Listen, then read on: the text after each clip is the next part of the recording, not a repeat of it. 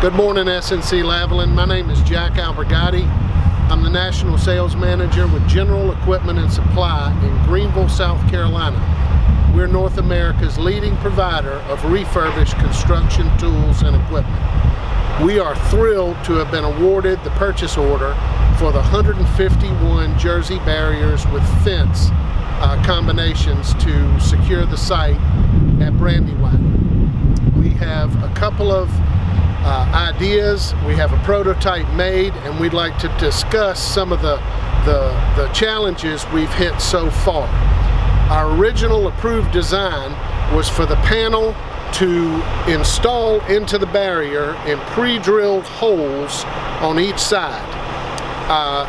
With a barrier that's precast with those holes, in theory, that is a great technique. Our barriers do not have those pre-drilled holes. Those holes would have to be cored out by hand. Extremely time consuming. We estimate 7 to 10 days to drill out each barrier. Part of the trouble we're having is, a part of our concern is we would have to come into the barrier at least 3 inches, core the hole.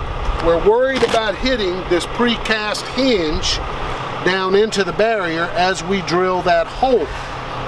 Also, the hole would have to be oversized for the pole that came into it. A 2-inch pole, we would have to drill a 2 1/4 or 2 1/8 inch cored out hole for that pole. There will be some sway, there will be some wiggle in that barrier unless upon delivery that pole was secured with some type of grout or some type of cement mix to secure the barrier into secure the panel into the barrier itself. Without securing it, there's nothing that would stop a would-be thief from just walking up and removing the barrier off to the side or using it as a ramp for a four-wheeler or anything else to access the site. Also, the gap was a concern for us. If we came in this far with our pole, that would leave at least a 4 to 6 inch gap right here. With another barrier there with a 4 to 6 inch gap, we could end up with an excess of 12 to 14 inches between panels in the site. Now, I'm not going to make it through a 12 to 14 inch gap, but I'm sure that there are thieves in this world that could squeeze in between that gap. So this prototype is our solution to each one of those issues. We have anchored our panel, and first let's talk about our panel. Our panel is constructed of 2x2 heavy-duty uni-strut. Our fencing is a heavier gauge than standard fencing chain link.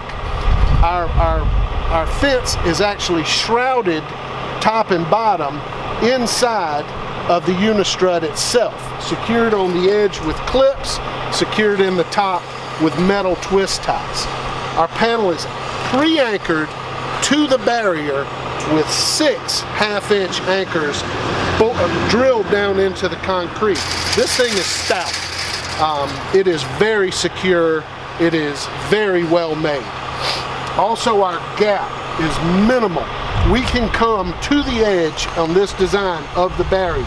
You bring another barrier in, you put your rebar or whatever you have to join them together, and these barriers, I can't commit that they will join, but they will be very close. We're probably talking a 3 to 5 inch gap at the most between the panels themselves.